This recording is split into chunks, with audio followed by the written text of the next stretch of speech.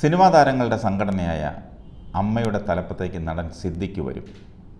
മോഹൻലാൽ തുടരുമ്പോൾ ഇടവേള ബാബു ഒഴിയും. 1995 തുടങ്ങിയ താരസംഘടനയുടെ ആദ്യ പ്രസിഡന്റ് MG സോമനായിരുന്നു. അദ്ദേഹത്തിൻ്റെ മരണശേഷം 1997 മുതൽ 2002 വരെ പ്രസിഡന്റ് സ്ഥാനം വഹിച്ചത് മധു ആയിരുന്നു. മധു ഒഴിഞ്ഞപ്പോൾ ഇന്നസെൻ്റ് വന്നു. 16 വർഷക്കാലം, നീണ്ട 16 വർഷക്കാലം സർവ്വസമ്മതനായി ഇന്നച്ചൻ ആ സ്ഥാനത്തിരുന്നപ്പോൾ മമ്മൂട്ടി മോഹൻലാലും ജനറൽ സെക്രട്ടറി സ്ഥാനങ്ങളിൽ മാറി മാറി വന്നു. ഇക്കാലത്തെല്ലാം സെക്രട്ടറി സ്ഥാനം, അതായത് ജോയിൻറ്റ് സെക്രട്ടറി സ്ഥാനം വഹിച്ച ഇടവേള ബാബുവിന് 2018 ജനറൽ സെക്രട്ടറി ആകാൻ യോഗമുണ്ടായത്.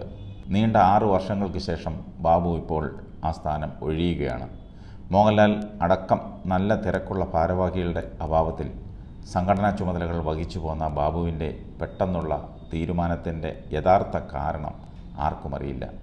പ്രസിഡന്റ് സ്ഥാനത്ത് തുടരാൻ ബാബുവിനെ നിർബന്ധിക്കണമെന്ന് പലരും മോഹൻലാലിനോട് ആവശ്യപ്പെട്ടുവെങ്കിലും അദ്ദേഹം മുൻകൈയെടുത്തില്ല. താല്പര്യമില്ലാത്തവരെ നിർബന്ധിക്കേണ്ടെന്നും പകരം ആളെ നോക്കാമെന്നുമായിരുന്നു ലാലിൻ്റെ ഉപദേശം. ബാബുവിന് പകരം പൃഥ്വിരാജ്, കുഞ്ചാക്കോ ബോബൻ തുടങ്ങിയവരുടെ പേരുകളും ഉയർന്നു വന്നു. പക്ഷേ സംഘടനയ്ക്കായി അത്യാവശ്യമെങ്കിലും സമയം ചെലവഴിക്കാൻ കഴിയുന്നവർ വേണമെന്നും ജനറൽ സെക്രട്ടറി സ്ഥാനമെന്ന സുപ്രധാന പദവിയിൽ അല്പം കൂടി മുതിർന്നവരായാൽ നന്നാകുമെന്നുമുള്ള ആലോചനകളുടെ അടിസ്ഥാനത്തിൽ രഞ്ജി പണിക്കരുടെയും സിദ്ദിഖിൻ്റെയും പേരുകളിലേക്കെത്തി. രഞ്ജി പണിക്കർ പക്ഷേ വഴങ്ങിയിട്ടില്ല. സിദ്ദിഖാണ് അരസമ്മതം മൂളിയിട്ടുള്ളത്. ഏതായാലും തെരഞ്ഞെടുപ്പുണ്ടാകുമെന്ന് ഏറെക്കുറെ ഉറപ്പാണ്. എന്നാൽ ഔദ്യോഗികമായി തീരുമാനിച്ച് അറിയിച്ചാൽ താരസംഘടനയിൽ ബഹുഭൂരിപക്ഷവും അതിനൊപ്പം നിൽക്കുമെന്നതാണ് മുൻകാല അനുഭവം. വരുന്ന 30-ാം തീയതിയാണ് വാർഷിക ജനറൽ ബോഡിയും ഭാരവാഹി തെരഞ്ഞെടുപ്പും നടക്കുന്നത്. സംഘടനയിലെ ആളുകൾക്ക് രാഷ്ട്രീയം വന്നപ്പോഴാണ് പ്രശ്നങ്ങൾ ഉണ്ടായത്.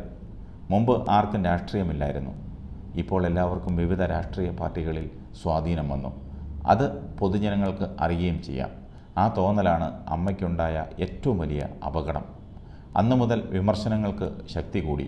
ഇൻഷുറൻസ് അടക്കമുള്ള കാര്യങ്ങൾ കൊണ്ടുപോകാൻ 3 കോടി രൂപ റെഗുലർ വേണം. അതുണ്ടാക്കുന്നത് എളുപ്പമുള്ള കാര്യമല്ല. അതിന് കൂട്ടായ ശ്രമം ഉണ്ടായാലേ നടക്കൂ. അല്ലാത്ത പക്ഷം വണ്ടി എവിടെയെങ്കിലും ബ്ലോക്കാകുമെന്നാണ് ഇടവേള ബാബു പ്രതികരിച്ചത്.